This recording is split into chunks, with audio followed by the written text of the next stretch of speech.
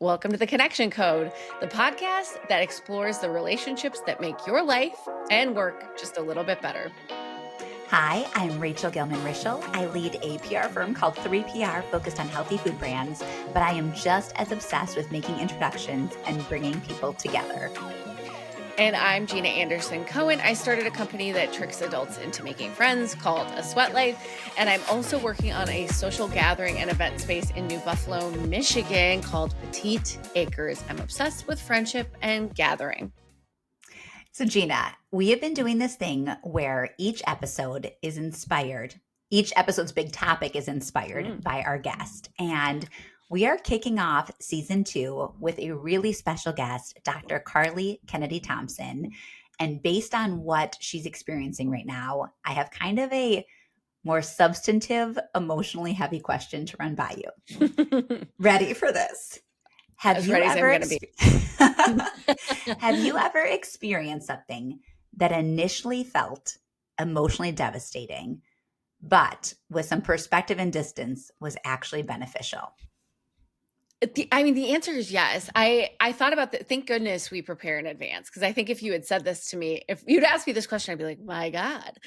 The answer is yes. I think a lot of our hard stuff in life, we inevitably learn from. We wouldn't always wish to repeat it, but we learn from. But I think one example was in college. I had this boyfriend who I thought was like the end all be all. I was deeply surprised when he let me know that he had applied for, interviewed for, and gotten a job in San Francisco. And I was left out of the process, and I felt like I should have been included. But we were also, I was 20, he was 23. Like, who includes their whatever? But what ended up happening was that I took that as an opportunity to sort of say, fine, you get to go, I get to go. And I started looking at study abroad programs because I had studied Italian in college, and I had enough of a baseline knowledge. I'd taken like 3 years of Italian at that point, or I was about to take my third year of Italian. So I had a baseline knowledge and enough of anger to start looking and enroll in sort of at the last minute for a study abroad program in Florence, Italy. And that was the best thing I did in college. And so I don't think I would have gone if we hadn't broken up, if I hadn't been sort of caught off guard by that. So I'm inevitably like very happy for that experience. What about you, Rachel? I think it's a truism that hard experiences can be fuel, and that doesn't mean that going through it isn't really acutely painful. So Absolutely. I was mulling this over too, and the situation I went to was also medical, which will be Carlie's story as well. But I was always a very small kid. And at some point, it became clear to the doctors that it was abnormally small, and I wasn't growing, and I was stunted, and I had fallen off the growth chart. And so I went through this really intensive process in junior high where I saw an endocrinologist, and I got diagnosed with growth deficient. So literally, my pituitary gland was not secreting enough hormone, and so my body wasn't moving. And as we were just talking about how hard middle school is, as the twins are going through it, and you're at this really emotionally tumultuous age where you just want to fit in and you just kind of want to be in the middle. Physically, I just stood out so much. I looked so much younger than my peers. And I had a big personality and I wanted to be in the mix, but I really resembled everybody's kid sister. And so I got a diagnosis and I got a plan, and I'm very phobic about needles. And yet the only solution was to give myself a daily injection. So as you can imagine, I wanted to grow more than I was scared of doing the hard thing. And so every day for 2 years, I injected myself with growth hormone. I know, look at your face. It was really difficult. I had to have a travel pack. So if we went on an airplane or I went to camp, I brought my medicine with me. And so I did it from, I think, the end of 8th grade through the end of 10th grade. And just for context, when I started high school, I was 4'8" and about 65 pounds. And Yeah. my bone age was that of an elementary schooler, like when they measured what your skeleton essentially looks like. So nobody wants to walk into high school and look like an elementary schooler. And so I had, fortunately, an amazing family and really good friends who saw me for who I was. And that was wonderful. But the internal angst was really overpowering. And the growth Mhm. hormone worked. And I'm a whopping 5'2". And I gained weight and I filled out and all these things happened, but it was like the prototypical late bloomer. Everything for me was on a delay. And what I couldn't see then, but I see now, is that by not being the kid who fit in seamlessly, it forced me to develop other skill sets. And in Mm. the way that you're talking about pushing yourself to go to Florence, I was like, I'm not going to college with any of my friends. I really, Mhm. really want to go somewhere where I have to start fresh and I kind of get the chance to have an identity that isn't quote unquote little Rachel. And I ended up Oh. really loving high school and having, again, really good friends and a great experience. But this sort of defined at least the first 2 years of high school. But it forced me and motivated me. And I did go away to school and I did really love that next chapter. And I wouldn't wish the experience on anybody. It's hard. And that was a time when, like, in the 90s, there were no like support groups. I didn't have a Yeah. therapist. I didn't have like anybody to talk to about it. So it was very angsty diary moments. But I do think it was formative. And I really think in the long haul, it shaped me for the best. And that is my TED talk on growth hormone.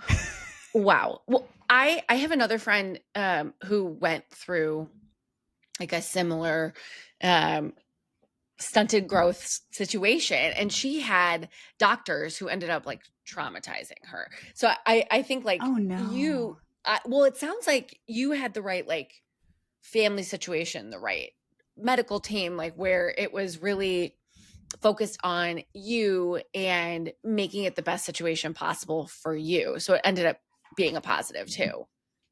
Yes, but I will tell you, looking back, there's nothing that makes you want to have more of a full body wince than having an adult male endocrinologist have to evaluate your whole body and then tell Ugh. you on a scale if you're approaching puberty or not. I mean, I Ugh. felt like a specimen and it wasn't his fault, but I think medicine back then was different and Yeah. a little bedside manner stuff might have been lacking. So like a deep self-consciousness was very much the defining theme of that period. And I Mm. also feel for your friend. That's really disappointing. Yeah. Also, Yeah. actually, I'm realizing ironically, so our guest Carlie that we're going to go into, we know, or I know Carlie, now you do too, because her husband Ryan has been a friend of mine since junior high. And so Ryan has known me throughout this whole process too, and was very like big brother and protective. Mm. And I think that was kind of the dynamic, is everybody treated me as if they needed to baby me and protect me a little bit because I looked so young and small. And then part of my quest was to be like, you guys, like I grew up, let me be as I am now. And I think everybody had to do a little bit of mental shifting to embrace a next stage. Oh my gosh. It's so funny because it's you, everybody is self-conscious at that age, but if you add any sort of standing out, like anything that makes you feel different, just amp it up. And what I've also gained from maturity and years since is you're right, it can be anything. Are you the tallest? Are you the shortest? Are you the heaviest? Are you the skinniest? Did you develop early? Are you the last to develop? I mean, anything that draws attention to you in a way that you wouldn't choose is a hard thing to navigate. Yeah. Michelle Obama, who we love deeply, talks about how she hit her full height so early. And that's not a fun feeling either. Yeah. Yeah. I mean, Sarah Spain talks about being like over six Yes. foot.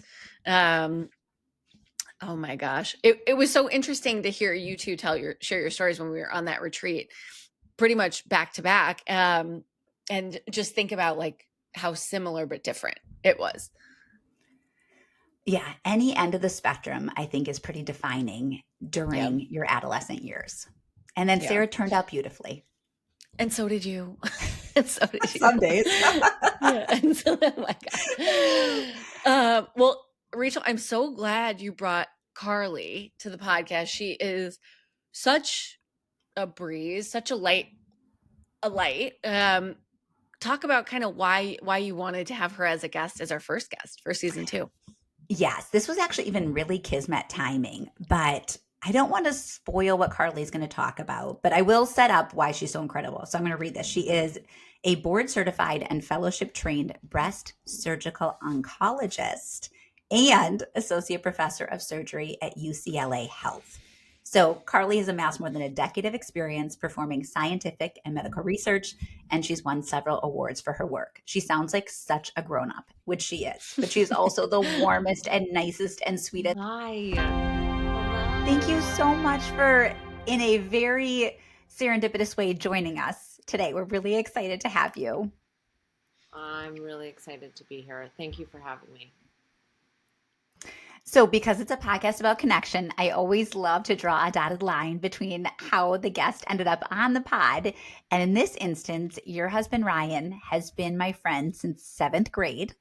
So I've seen him through many iterations. And when you came into his life, I was like, Ryan got this so right. And I was thrilled because I inherited you as a friend. And for that, I'm very grateful.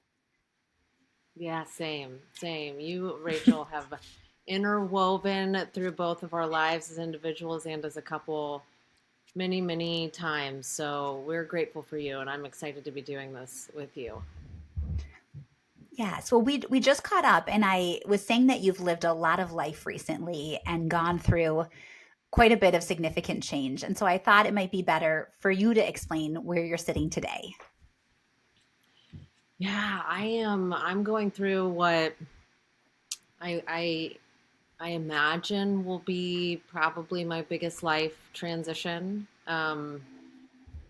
I am a breast cancer surgeon, and I work at a very, very high caliber academic institution where I have a thriving clinical practice treating breast cancer patients and doing breast cancer research, and have really wholeheartedly committed my life to my career path.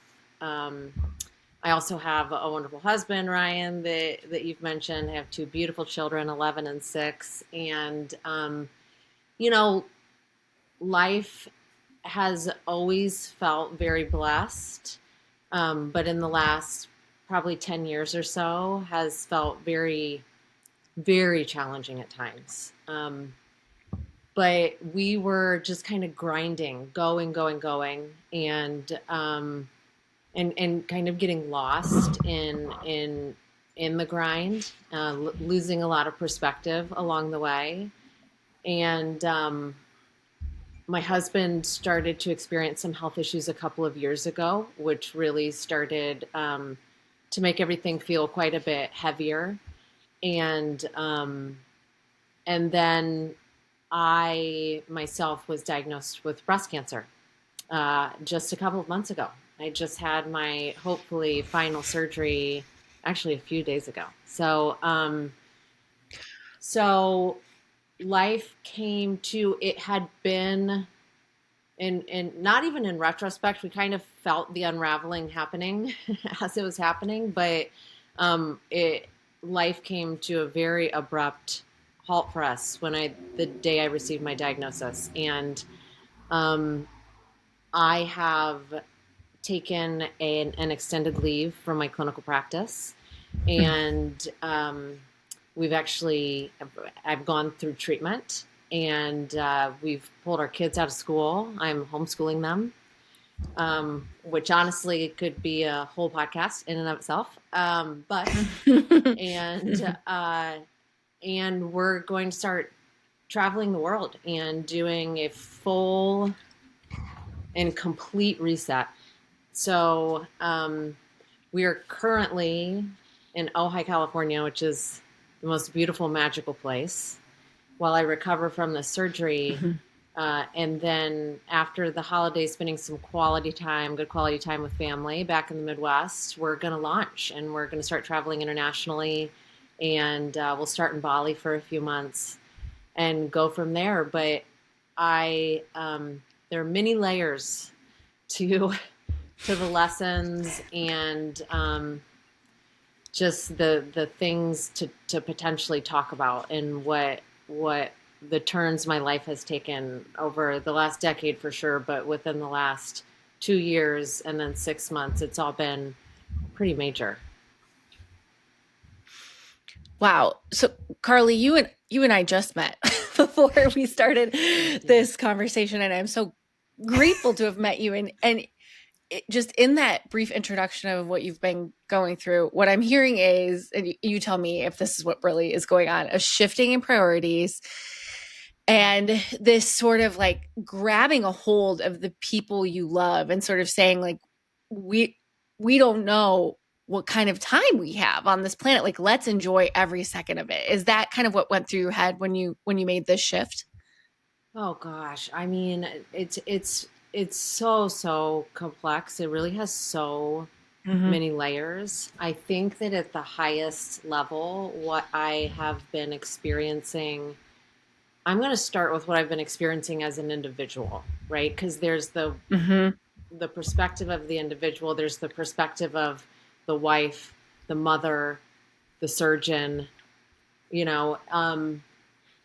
As an individual, I think what this transition has symbolized for me is I really think, and I think many women our age in particular can can empathize. I feel like I very much lost myself over the last decade. You know, my son is 11, and so I think that I really I just lost I lost touch with my spiritual side. I got out of alignment with who I was and what was really important to me. And I just started, instead of living life leaning in, I was living life on my heels, just reacting to all the things that are constantly coming at you as a very busy professional, a wife to a husband who has his own health issues, and a mother to, you know, two children. My son also has some health issues that he deals with. I just had completely lost myself. I was like, I'd completely run out of steam, you know. And the day I got my diagnosis, I felt like it was God, the universe, whatever, you know, you identify with, um, just handing me a message saying, this is your golden ticket. This is your chance to really wake up and realign. And so that's what I felt as an individual, as a wife and a mother. 100%, Jeana. It was like all I was seeing in those relationships. Not all I was seeing, but a lot of what I was seeing in those relationships was the stress of it all, the day-to-day grind, the like, you know, doing the wife stuff, doing the mother stuff, like checking all those boxes. And it was like, wow, I'm missing so much of the depth and the richness of these relationships. So absolutely, it was a wake up call to kind of get back in the moment. And so yes, and professionally, it was, you know, I have always put my whole heart into what I do. I love what I do. The fact that I get to, you know, connect with women in such a difficult and vulnerable time in their lives, and I actually get to like make a difference and help them and like Mm-hmm. cure them of cancer. Like it's it's the best job on the planet, frankly. And but I had gotten so, I was just like, I was so in it and I was so in the routine, and it was the same thing I'd experienced with my relationships. It was like I got to a point where I was just checking boxes because life was just throwing so much at me. So I think it was just this like wake up call, like, whoa, you know, you're 41. I was diagnosed when I was 41.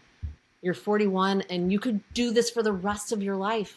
And you'd look back on your life and it's like, wait, where did the real depth and meaning go? You know? So I think it was lots of layers of kind of waking up. So, Carlie, I often joke that I send emails for a living and you're literally saving people's lives. So, I just want to applaud you, by the way, for doing the most to help humanity. But, and I hope you don't mind this phrasing, but there is almost a poetic irony in the breast cancer surgeon getting her very first mammogram only to learn that she has breast cancer. And while I think for most people this would be a devastating hard stop, you are miraculously seeing it as a refresh and a catalyst and a silver lining that I could not even wrap my head around. I'm truly so impressed by it. But how do you think you're able to do that, to use it as a launching pad instead of something that is sending you into a bit of a depression? I think that I have a bit of an unfair perspective on all of this, and I think it's something that as I move forward, I'm just getting into the shoes and the role of um, having a bigger platform and sharing messages with a larger audience around all of this. And so I really want to be sensitive to the fact that um, breast cancer diagnosis is incredibly scary. It There just is really no way, even for me, that you get through something like that without doing some sort of full stop assessment of where your life is as it stands, what you feel like you've done right, what you feel like you've done wrong. Um, I've done all. I've experienced all of that. Even as a breast cancer surgeon who knows the ins and outs of this disease and treatment better than anybody else, um, I've still gone through that same process. Where I am lucky is that I know the disease so well. I know the treatment so well. I know how um, positive the prognosis is. My cancer was caught very early, and thank God. There was just a lot of Yes. it. So I still had to Mm. have a major surgery and have both of my breasts removed and reconstructed in order to treat it. But I know that I am very most likely going to live a long, healthy, happy life. Okay. And so I get to, from that, fortunate perspective, I get to use this as a wake up call and to see it as a blessing. But the beautiful thing about a breast cancer, diagnosis, and I really think many cancer diagnoses, is that um, it does transmutate over time into, many women do see it as, or many individuals do see it as a blessing, as a moment to kind of wake up and see life differently. So um, I think that I think that it's just, my kind of knowledge base around it and understanding that I'm going to be okay, and that this really was, I think, probably the most effective way that the universe could shake me, and I could wake up and be like, okay, this is, let's do things differently. Let's try something else. There's and what it's become for me is I just feel a fire inside of me to share a bigger message about what true wellness looks like.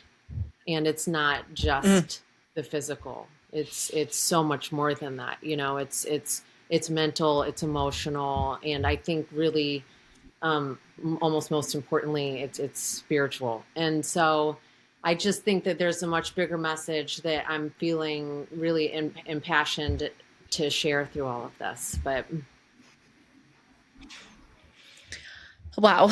Um, I I think on the connection code we care a lot about the people who kind of surround us and hold us through things like what you're going through. So I'm really curious, kind of what sort of people showed up for you during this time, and how did you ask for help? yeah, it's so interesting because I think that many, I think you guys can probably relate, like as a high functioning woman, we're like, that's not our first instinct to ask for help, um I think though what has blown me away throughout this process is the authentic love and support that has come without me asking. And which is just so helpful, because I think my brain doesn't even go to like asking for help. It's just not, but it's come through. I mean, I have received, talk about like human connection. I think one of the reasons I feel like this opportunity to do this podcast with you guys is just so incredibly timely is because I have been so impressed. I just started sharing my story on social media, which historically I've not been a big social media person. And so to even start sharing felt scary, right? And but I have had people, thousands of people, reach out to me from every phase of my life. My like childhood babysitter who was like a second mother. I have elementary school teachers. I had my AP English teacher who's like my favorite teacher of all time. I have, friends from every phase of life, colleagues from every phase of life reaching out with like authentic love and support, and the energy and the light that has brought into my life has been it's been the best the best therapy, the best treatment in everything that I've gone through. And so I think it's just it just shows like how important the human connection element is in this life that we're all living, and just how it's kind of the foundation of everything. Okay, Carlie, May I you were ask a worried double about question? crying, and now I'm yeah, crying. I know. I was like, I'll ask another question so Rachel can cry. Jeana, I was watching, I was I know. listening to your podcast with Carla, which was amazing. She's a phenomenal person, and the whole podcast was really, really remarkable, special. And but Jeana, I loved how you were like, so I sense Rachel getting emotional, so I'm gonna ask another question. You guys have like this, which is great. A little bit of shorthand at this point. I know we don't always get to catch up between podcast, like recordings. So I also feel like Rachel and I are just like reading each other's minds during it. Yes. But I'll just quickly ask you, Carlie, while Rachel is, what prompted you to hit share on that first social media post? Like what was it that was like, it's time, I need to get this out there. And what did it feel like to hit post? Oh gosh, I feel like in today's world where like maybe our generation, but I really think it starts with the generation that comes right after us, that people are just so comfortable with social media. So it feels like if you're in your head about social media, it just feels it just feels kind of like out of the loop, out of touch with just the world today. But the fact of the matter is, just to make myself very vulnerable, I have felt compelled to reach a broader audience with, in the way that I can help women in particular. My target audience is really midlife women, is who I really feel like I can help the most. I have felt called to helping midlife women on a larger scale for a long time. And I've had many, many patients, and, I practice in Los Angeles. So, and I treat a lot of people who are in the entertainment industry. And I've had many people, hey, you should really, do a podcast, or you should start creating content, whatever. And it's like, yeah, totally. And I've always I've had this, it's always been in there that I've felt compelled to do that, but I've been scared, I've been scared. And when I got the diagnosis, and then October is Breast Cancer Awareness Month. So that's really what did it, because my cancer was caught on a screening mammogram. And so it's like, our main tagline in breast cancer is early detection saves lives. And I was like a living example of this. And it's Breast Cancer Awareness Month. And it's like, I have zero excuses now. I have zero excuses. Like if I can post my story on my Facebook, Instagram, whatever, and a friend from high school sees it and is like, oh, well, I guess I'm 40, I'm 42, I'm 45, I need to get a mammogram. And it finds a cancer, like, whoa, job done, you know? So like, I felt like Mm-hmm. I just I couldn't have any more fear-based excuses. So I just did it the only way that I know how. And I just held the camera in front of my face and I just went in heart first and said, this is what I'm going through. And it was caught on a mammogram. And like, this is the time, ladies. It's breast cancer awareness month. So this is the time to do it. So, and it felt I was so peaceful hitting send and share. And then just I got an overwhelming response, like thousands and thousands of views and hundreds of comments. And I posted a couple of days later just saying, you know, thank you. And I'm going to start my professional account, which is something I've been wanting to do for years. And I haven't had the guts to do it. And I'm going to do it. And the support I have received, like it has all felt, but this is one of the things that I just am really kind of starting to groove with in the last couple of months. Like if the outer is aligned with the inner, it's all going to flow. It's going to flow. It's going to feel right. You're not going to get stuck in your head about it. So it was like the years leading up to the post, Jeana, were I was scared. But once I actually did it, it was like, this is exactly what needs to be happening right now. Oh, Carlie, I am so proud of you. And I, yes, get emotional easily. But in this instance, I think that I've known you maybe almost 15 years at this point. And we've gone through a lot of milestones together and we have kids the same age. And I think when Ryan told me about the breast cancer, like it just threw me so deeply and I was feeling immensely for you both. And you're handling it with such grace and such poise. But as you're talking about all these people and all facets of your life showing up for you, what like really struck me on like a heart level is I hate that it takes bad news to know how rich and deep your community is. I've always wished that you could feel the amount of love and support in your life when things are great. You know what I mean? I'm so happy that the upside of you having to share something really dark and difficult is that you were able to bask in thousands of people lifting you up and supporting you. So I just wanted to acknowledge that. And you're obviously such a wonderful person that, of course, you have this vast and beautiful community. Oh, just a lot there. I wrote myself a note because one of the other things we talked about is that you've lived through a lot of plot twists. And so if you were having like a cinematic life, there's the fact, correct me if I'm wrong, I think you were Miss Teen America. You have a killer story about how you ended up in medicine. Ryan's proposal to you, which I told him was a terrible idea, not the proposal itself, the manner in which he did it, went globally viral. And you ended up on Ellen DeGeneres' couch for a live interview because it was such a crazy proposal. And then now you're Looking about to step forward totally into like fly, your next thanks to purpose. Rischall, by the way. Yeah. Well, we did some media prep for your interview. So in like a Forrest Gump way, like take us through a little bit of this journey and especially please touch on how you ended up becoming a surgeon in the first place.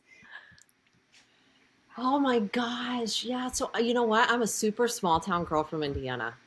And I actually just did another post yesterday. Because I just had a surgery a few days ago. And yesterday I'm in Ojai. This place is magical. And I was really feeling like, okay, I got to get up and I got to move my body somehow to just, you know, movement is medicine totally for me. And I just need to move a little bit. And I was like trying to put some loose clothes on to maybe do some stretching.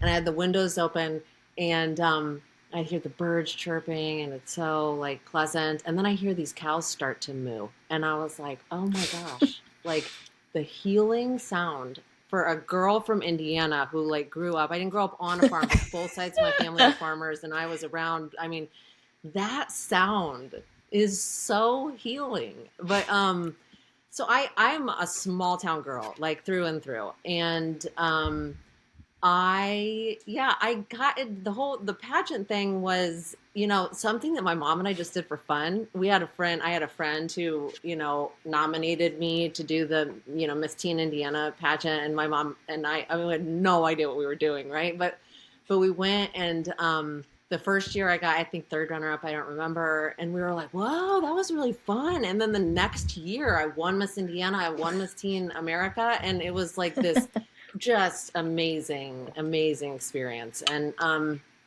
but especially for a small town girl from Indiana. But and then, the medical school thing was really interesting. I always knew I didn't have a lot of exposure to the healthcare field. My grandma was a nurse, and I would go to work with her. She worked in a nursing home, and I loved that. I mean, I would go with her, and I would just hang out with the residents in the nursing home, and it was the time of my life. But that was really the only exposure I had to medicine. But I've always felt what drives me is human connection. It truly is. It always has been. So I knew that I wanted to do something where I could really connect with people and hopefully help them. And so I thought that was going to be like psychology, therapy, something like that. And then my mom and I were on a trip together, and my mom's a runner, and she was on a run, and we were in the big city, and she was on this run, and she literally runs into this homeless gentleman who had wounds all over his body and had like bandages that were literally like falling off of him. And he grabbed her, and she was obviously scared, but he grabbed her, and he said, you have to help me. You have to help me. And my mom was saying, I don't know how to help you. I don't know how to help you. And he was like, he said to her, get your daughter. She's going to be a healer. And my mom came back to the hotel room, and she was like, totally like in a daze. And she was like, I think you're supposed to be a healer. I think you're supposed to be a doctor. And then it changed my whole trajectory. And so I went to undergrad at Indiana University, go Hoosiers, and then went to medical school at Washington University in St. Louis, which at the time was like the third best medical school in the country. It was just an amazing place to get a medical education. And I graduated top 5 in my class, and I just like, I was in such a flow state in that environment, and then it was in residency. I started my surgical training in Northwestern. It said that I lost my connection, but I started my surgical training at Northwestern in Chicago. Okay, you guys did lose me? Yeah. So no, you're good. I started my surgical training at Northwestern in Chicago, and that's where I met Ryan, my husband. And that's where the real plot twists start, because he is, Rachel knows, he is the least boring person. Yeah, he is main character energy, like full on, like his life is a movie, and he just pulled me into it like full steam. But so yeah, it's been really exciting, and honestly I think it's only going to get more exciting from here on out, because we're going to start to travel, and I think we're going to document it and start to create some content around like this crazy adventure we're about to go on, like homeschooling and living internationally. And so I think it's going to get crazier and even more fun here in the near future. Okay, one quick thing. The homeless man didn't know that did your mom say I had a daughter or I have a daughter, or did he just bring that up? No. Of his own volition. Honestly, I don't know that the homeless man even, it's to this day, I'm not convinced the homeless man actually existed. I don't know if it was like just a total like a God moment apparition, for my mom, honestly. Yes. Right? Because it was such a surreal situation and story. But no, that he did not. I mean, she hadn't said anything, but real or imagined, he definitely changed my life. So yeah. Yes. And Jeana, for a quick aside on Ryan, I know I'm from Minnesota, Please. as are you. And in Yes. 7th grade, a new boy came to our junior high named Ryan, all the way from Hawaii. And nobody could wrap their head Wow. around a blonde surfer from Hawaii landing at our Minnesota junior high. How And did you that was get the beginning here? of our friendship. Yes, yes. Well, they called him Hawaiian Ryan until we graduated high school. No one calls him that anymore. That would make me really sad. No, it's Rachel, I you think should he's bring it back. outgrown it. he's an airline pilot, and so now he occasionally will get an entrepreneur, but he will occasionally get Flying Ryan. So there have been some iterations on the titles, but yeah, I mean Rachel and Ryan they go way back. They are an unlikely duo, but man, do they love each other. And Ryan keeps going back to home base with Rachel, like time and time again, when he really needs to ground and recenter and things are getting hard. And it's like Rachel's the one that we go back to. So she's been with us through a lot. Carlie, Wow. you are the singular best decision Ryan has ever made. And I can say that with a lot of years of witnessing Ryan's decisions. Oh, that's so sweet. We have blessed each other in immense ways. Did we, by the way, make note of the fact that the proposal went viral because Ryan faked an airplane emergency? Well, we did. I skipped over that part. We did it. Oh my God. Yeah. So yeah. For the listener at home, yes. Go ahead, Carlie. Yeah, we'll link to this in the show notes. But. So it was winter time. It was, because it was February and it was still very cold in Chicago. We were in Chicago, and he surprised me for Valentine's Day by taking me up in this beautiful little general aviation aircraft. It was called a Diamond Star or something like that. And how appropriate.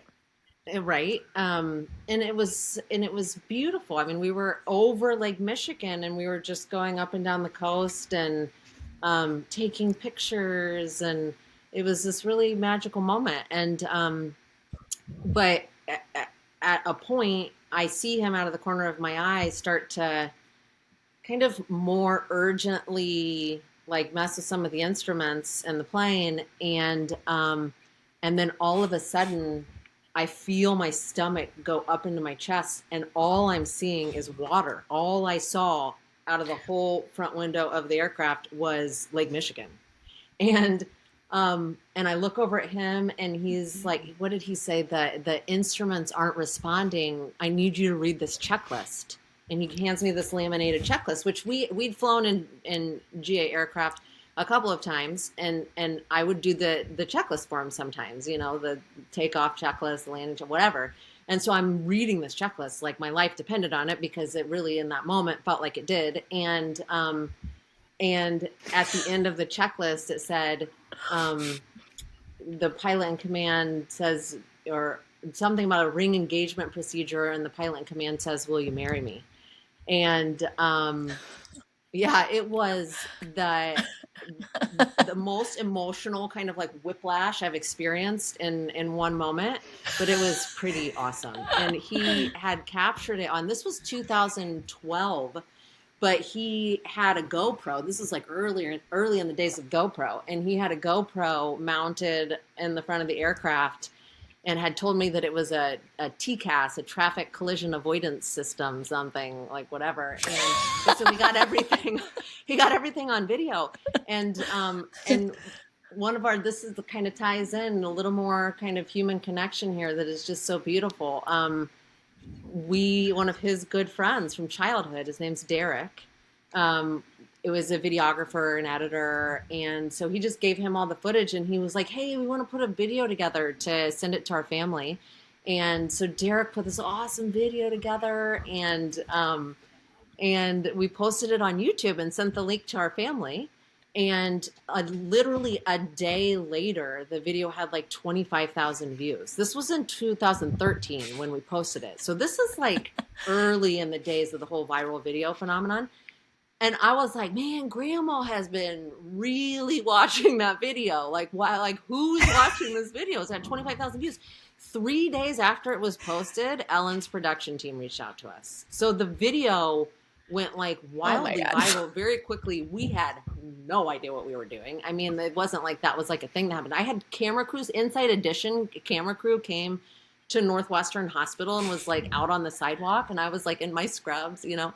So it was a total trip. But Derek, love him so much. He's actually here with us right now because he's editing some other content that we've gotten. So he's here in Ojai with us at the moment. But yeah, that was a real trip. That was a lot of fun. Carlie, Ryan did vet this idea by me ahead of time. And I said in no uncertain terms, this is a terrible idea. Yeah. You can't have a life or death emergency segue into will you marry me? And he listened politely, obviously ignored my feedback, did it anyways. So Ryan, I mean, but it feels like a great indicator of the life that was going to await you. You know what I mean? He lives big and he lives spontaneous and he lives on the edge. And you, I think, are such a balancer. Yeah, I am the steady one. I'm here. Yes. I stay here, and Ryan just like does this around me, you know. But we call it the balloon and the string. Yes. The balloon and the string. Oh, I love that.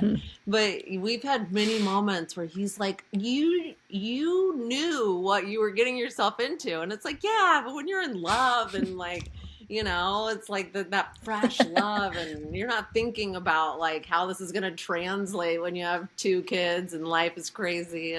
But yeah, no, he's wild. He's wild and a lot of fun, but he's wild.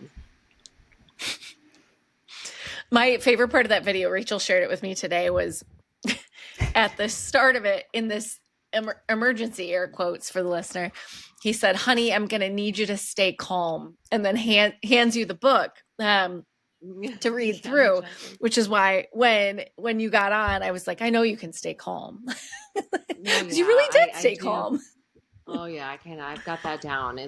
That's one of my strengths. I will have to say, it makes me a good wife for Ryan. It makes me a good mother for my son, who's like a Ryan Jr., and it makes me a good doctor. I can stay pretty steady if I need to. Yeah. So Carlie, let's manifest your next chapter, because as you said, this diagnosis feels like the beginning of a new era. And you have this feeling like of a calling and a real motivation to help other women. So what's the dream as you go to Bali and you figure out how you guys want to live moving forward? Yeah. Thank you for bringing that up and pushing into that space, Rachel, because it's, you know, my dream right now, I feel like there is so much on the plate of midlife women. I feel like there are so many challenges, beautiful challenges that midlife women face, whether it be with their own spirit and their own health, whether it be with a child, an aging parent, things happening at work, just the like beautiful chaos of making it all happen. And then I think one thing that I feel very strongly about talking about is the physiologic, hormonal, that then translates into emotional, mental, spiritual changes that are happening in our bodies while we're trying to cope with all of this. And I really just want to create a safe space for women to talk about these things, to be educated about these things, to explore these changes and all the feelings that they're having. And so my vision is, you know, I really want to start by, the obvious start for me is to start with educating around breast cancer and breast health. And there's a lot to talk about there. And I When I shared my story in that very first post, the call out to the audience, the people watching was, hey, if you have questions about your breasts or anything about your health, your body, like DM me, let me know. Like if I don't know the answer, I'll figure it out. And I've got a whole huge, amazing, talented network of expert people that can help us figure this stuff out. So, DM me, let me know. And so I got a handful of really good questions that I'm going to start with. And so start with breast cancer education. And then I really want that to expand into women's health in general. And what does it mean to truly be well? Like, what are the physical, mental, emotional, and spiritual aspects of truly being well? And let's explore that together.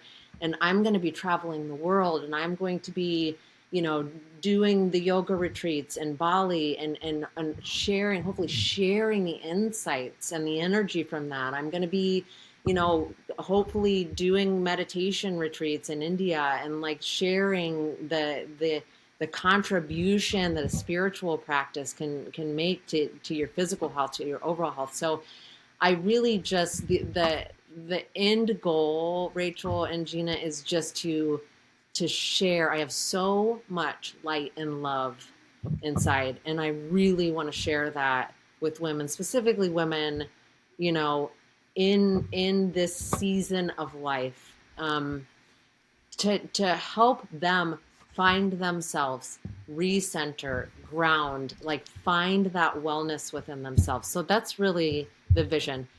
I am definitely in a place right now, to make myself vulnerable again, where the very next steps are like just starting to come into focus. But I really just want to, I want to share love and light. That's the goal. It's interesting, Carlie, as I'm listening, don't worry, always listening, but I also, my mind was starting to wander because I turn 40 next month, and in my head I'm like, shit, is it time for me to get a mammogram? Which doctor do I go to? Do I go to my OB-GYN? I sort of was having this internal monologue of like, who do I go to? So for our listeners, can you give us that quick primer on when and who to see? Yes. Okay. So there are a few different sets of guidelines put out by major medical societies around when and how often women should be screened for breast cancer, like when they should start and how often they should get screened for breast cancer. Really, if you are an average risk woman, meaning that you have no known, really the biggest risk factor that's easy for women to be aware of is their family history. Okay.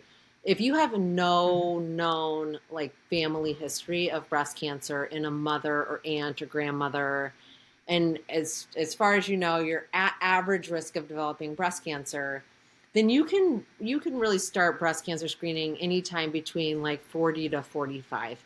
The societies are really all kind of edging more towards 40 now. And you can go most of the societies recommend getting mammograms every year. You can go every other year.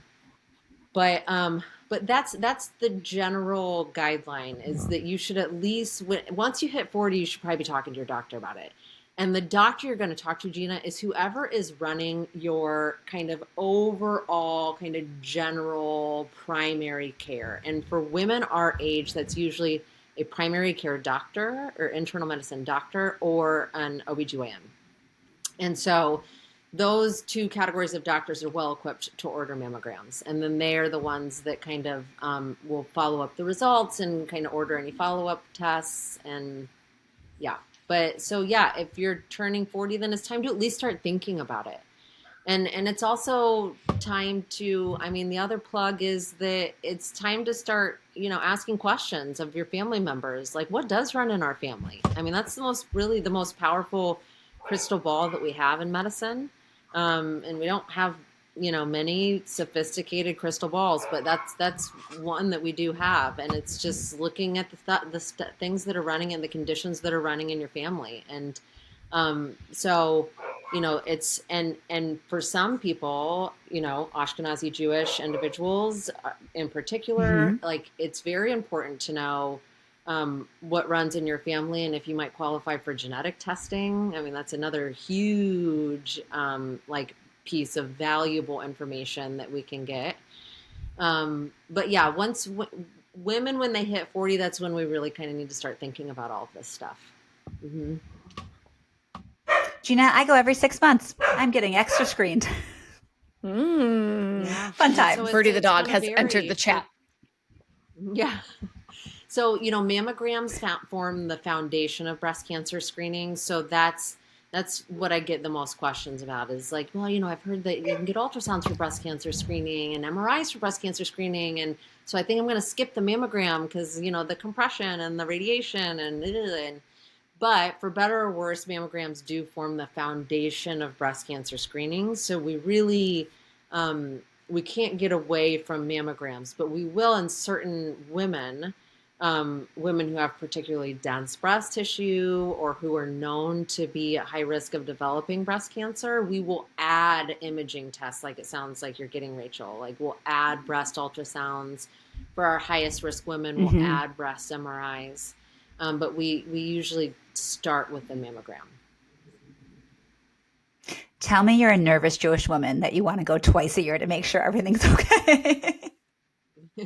But yes, I am all about proactive health. Jeana, welcome to your 40s. And Carlie, you are now our unofficial breast health expert at the Connection Code. Oh, I got you. I got you, ladies. Big time. Amazing. Do you want to have a connection conversation with us? Yes, I would love to. Jeana, did I accidentally cut off one more question? I felt like there was one. No, that's okay. I could ask a million questions, but we've had Carlie on the line for quite some time now. So I think it is perfect timing for a connection conversation. First and foremost, Carlie, tell us about the last connection you made. Yeah, so Rachel, graciously sent me these questions ahead of time, and I ran through like a whole list of people that I feel like I mean, honestly, I've had more beautiful, authentic human connection in my life over the last couple of weeks than I have in the last decade combined. So it was a little hard to narrow it down on this one, but I think the most meaningful human connection that I have had recently was last night. We're in Ojai. We're staying at this beautiful home. That is, well, I won't go into too much information about that because I don't know if the owner of the home is comfortable with that, but it's kind of up above the Ojai Valley, and there are these little like landings that have chairs out, and it was nighttime, so you could see all the stars, and it was so beautiful. And I was sitting out there with just my 11-year-old son, and we talked for an hour and a half. And it was the best conversation that I've ever had with him. And it was so, it was so eye-opening to like listen to him talk and to see how his brain works and to hear the questions that he had about, we were talking about all kinds of like really meaningful, deep stuff. And so that was, of all the beautiful human connection I've had recently, I think that was one of the more meaningful ones for me. To get a middle school boy to talk for 90 minutes about deep subject matter is nothing short of a miracle. That's a very special connection. Like Ryan. He's just like Ryan. And you did give birth to a version of Ryan, yes. 100%. But he's very curious. He's very deep for a little 11-year-old, and it was a wonderful conversation. Yeah, it was great. So glad. Okay, if you could give advice to your younger self about connection, what would you say? I would say keep freaking going for it. Do it exactly as you feel called to do it. I have always been such a heart forward person.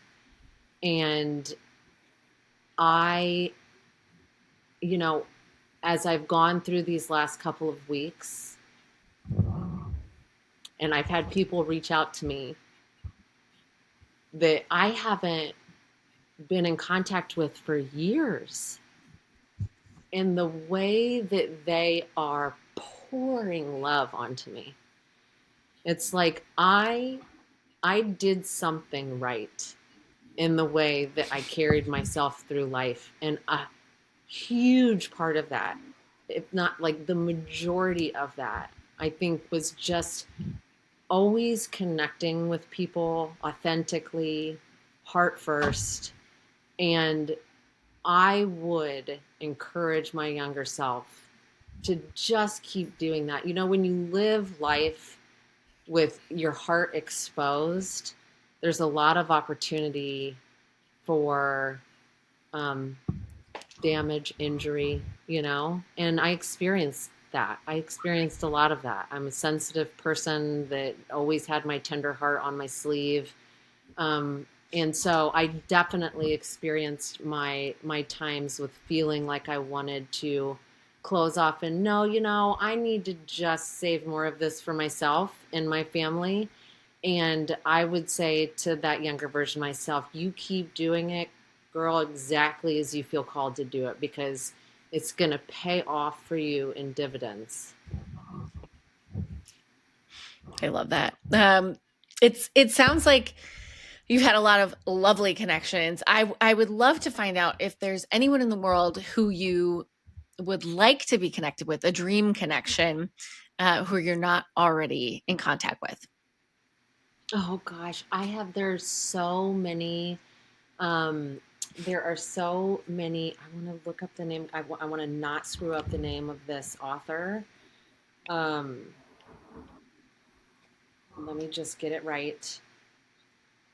I love that it's an Most of the author, people that Carlie. I I You feel know. know, really. Oh wait, I lose you guys? No, no, we're we're here. here. Most of the people. Oh, okay. Most of the people I feel really drawn to are kind of spiritual leaders in some way, like Eckhart Tolle. I mean, if I could just, I don't know, live with him for the rest of my life and just listen to all the wonderful things that come out of his mouth, I would. But I am reading a book that is changing my life. It is the most beautifully and profoundly written book that I've ever, and the audience is going to be like, oh yeah, well, duh, everybody knows about that book. But Women Who Run with the Wolves. Have you guys heard of this book? No, No, Women Who but now I'm Run. no, going to Rachel and I download both it. like. Yeah, I know. I'm like opens It's a. Goodreads. Oh no! You guys. It is Paper copy. about. Mm-hmm. It is about reconnecting with your wild woman, and not wild in a sense of Mm.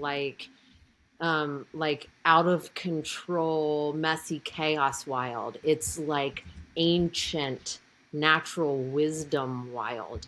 The author of the book is Clarissa Pinkola Estes, and she is a magician with words. It's a beautiful book. So I would say if I could Mm. get some time with her to just like really, really gain some of her wisdom, I would take that. Okay, let's put that one out there. Maybe it's achievable. Yeah. We need a book club about Yeah. this later. Yeah. I'm pretty sure she's still alive. So that would, because the book I think was published in the 1990s, 94, 95 maybe. But yeah. Carlie, Mm. I just want It's to thank remind. you. I know it's been Oh, wonderful my just chatting pleasure. with you and hearing your perspective through one of the hardest things a lot of people go through. So thank you so much for even just given how recent all of this is, being open to share with us and use your experience as a resource. Yeah, absolutely. I feel like, I don't think that any of us get to the age of 41 and, completely unscathed.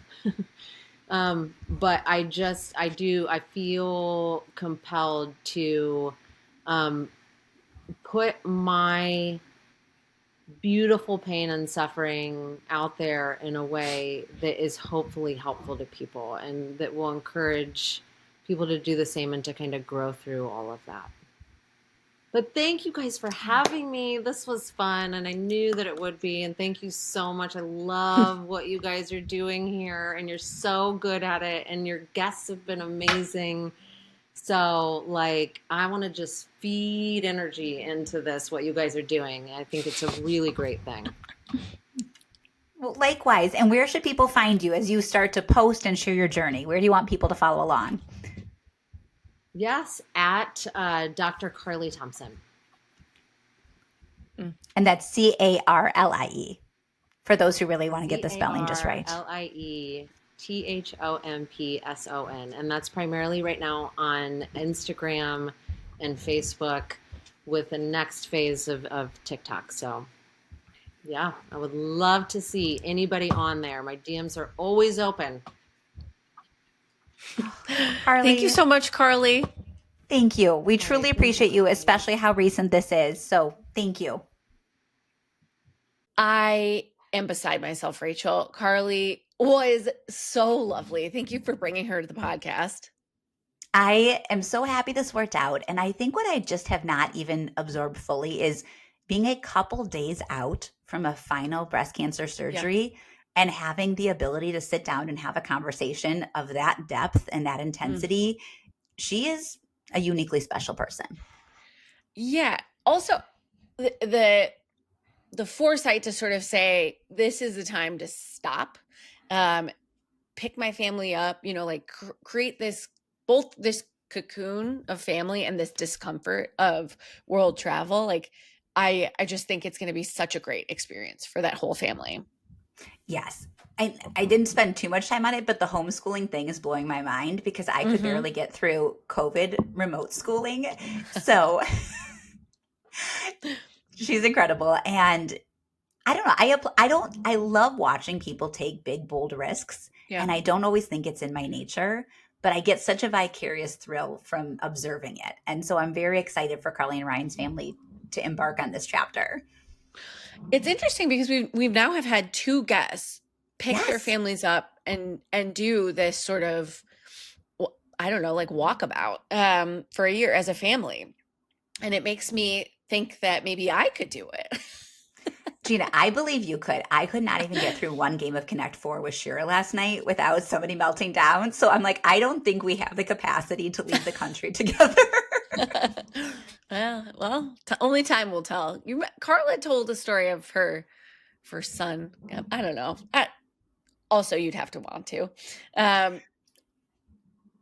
Rachel, should we do show and tell? Let's do a show and tell. You go first. Tell me your show and tell. What'd you bring today? And show and tell, by the way, for the listener at season 2, if you're just joining us for the first time, even if you've heard this before, is when Rachel and I bring things that we think the other will enjoy from the connection space to share with each other. Okay, back to you, Rachel. Yes. And the backstory is so much of our friendship, which I adore, is us just sending links back and forth. No context, just links. And I feel like we build our show and tell off of that. I can't remember if I sent you this one, but it was an article, I think in a publication called Dazed, which I was not familiar with. But the premise is friendship now just scheduling time to catch up? And I was like, wait a minute. Are they in my life? Yeah. And as I was reading it, I was like, fuck, this is what's happening, where you're not making new memories or doing things that create fun. You are setting aside time to sit down with each other and each take turns reciting what's going on. which I'm guilty of. So I'd be like, Jeana, what's going on with Petite Acres? And you would say, Rischall, what's going on with your clients? And then I would Yeah. say, how's Justin's back doing? And you would tell me, and you'd say, how are the girls doing in middle school? And I would start crying. And we would just be trading updates back and forth. And then we'd get caught up. And then 6 to 8 weeks would go by and we'd get together again and we'd sit down and we'd say, let's catch up. It was really like a gut punch. I'm like, where is the fun? Where's the part of friendship where you just do things together and then you enjoy and you laugh? Activities. Mm-hmm. So I need to send you the article. Yep. And then think about how much of the time I invest in my friendship is literally just trading updates, like a synopsis.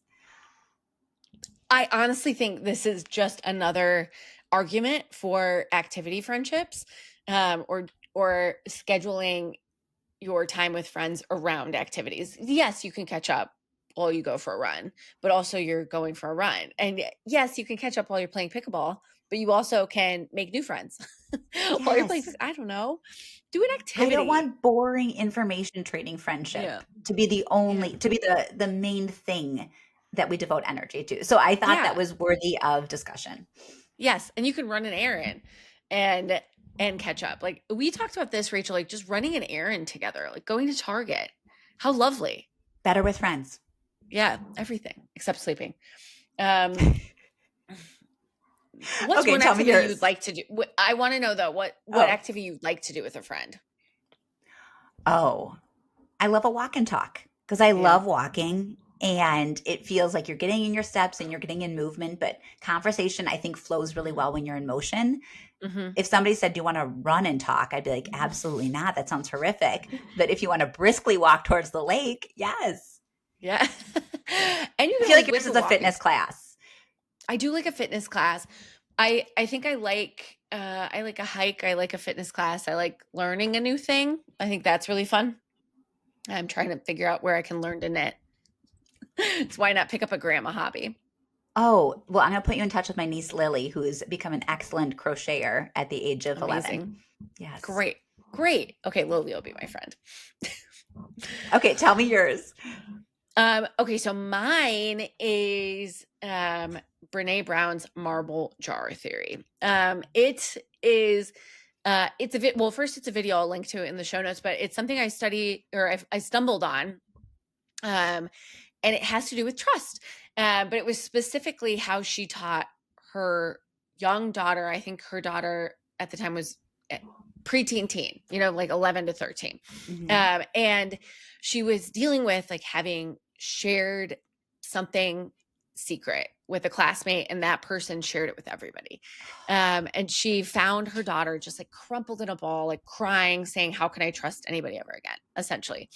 And so she fought the urge to say, like, just don't let mommy take care of you. And she said, here's how you know how to trust someone. Every time you trust someone with a secret or with something that feels very personal to you and they don't share it, it is a jar or it is a marble in a jar. Oh. And as you build up those marbles over time, you fill up that jar.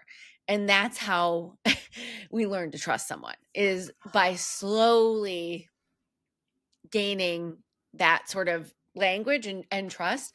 But I think the opposite can also be said, because when someone breaks your trust, that jar empties out. So I think it's an interesting way to think about trust, especially for people who wear their hearts on their sleeve, who share things early and often and could get their hearts broken, especially when you're in your youth. I think that's a really beautiful visual representation of what trust looks like. And the hard thing about trust is you build it one marble at a time. Yeah. But somebody breaking your trust means the jar could suddenly plummet down to the very beginning all over again. It's not a one-to-one. It's not a one-to-one. Yeah. I think there are certain breaches of trust where it was like, oh, I thought, like a miscommunication where you could talk it through and maybe the jar is not emptied. But very often when someone breaks your trust, like you're starting over. The jar is empty. Maybe you don't trust them at all. Maybe you only trust them with like a tester secret. Like, I what think I I'm going mean? to borrow this. And Brene, who we both adore so much, and I love that I got to tell her this in person because it was so meaningful. But do you remember her candle theory with friendship? Share it. Okay, so I think she also uses with her daughter at a younger age is that imagine you are a candle, a lit candle. You want the kinds of friends that will protect your flame, not the kind of friends who want to blow it out. So Yeah. she had some really cute language around it, but like candle protectors are your people and candle blower outers are the ones to avoid. Yeah. Right? And I think it's so true. That's such a hard lesson in friendship when you're younger, because you're just sort of looking to belong in groupthink. I think it's different in some ways now with kids, but I think groupthink can kind of be like it's easy for people to get swept up in like, you're different, we're going to make fun of it. Or you've got this thing going on, we're going to make fun of it. Yeah, and I think candle blowing out can sometimes look like just like lots of little negative comments or like I said this thing but I'm joking or no offense and then I say the thing that's offensive. Like it's not necessarily as clear as I'm saying something rude and I'm owning it and you're responding to it. I think sort of the subversive forms of being a little bit mean in teenage years are the hardest because you're like, am I crazy? This didn't feel right, but they said they're kidding or they said no offense or they smiled afterwards. Yeah. So there's a lot of nuance. So I think the marble and the candle. Thank you, Brene. Yeah. Thank you, really good Brene. lessons. No offense. It's tough. Like, just don't say it.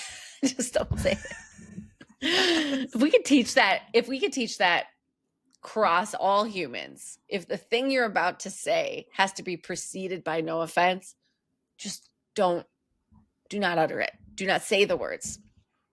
Honestly, there's a book I love called All I Ever Need to Know, or it's something like All I Ever Need to Know I Learned in Kindergarten. It came out when we were kids, and it was like the lessons of life distilled through a kindergartner's eyes, and it was a really good book. Amazing. But now I'm thinking all we need to know you can learn in middle school because it is ripe with conflict and hard moments and a lot of terrain. And so I feel like I'm reliving it.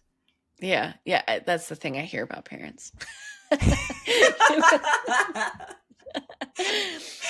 Well, Rachel, this has been another episode of The Connection Code, a podcast about friends, connections, work, and everything in between. This is a production of two friends, Rachel Gillman Rischall and me, Jeana Anderson Cohen. And you can follow us on Instagram and LinkedIn by using our full names. We'd love to hear from you, by the way. So if you have questions, comments, you want to be on the show, you have a recommendation, say it to us. We'd love to hear it. Thanks to Ben Actually, Cleaver people have been sending ideas. I just got an idea for a guest today. So send ideas, subscribe, rate, do all the things. And maybe you could provide us with a show and tell. Bye-bye. Bye. Thanks, Ben.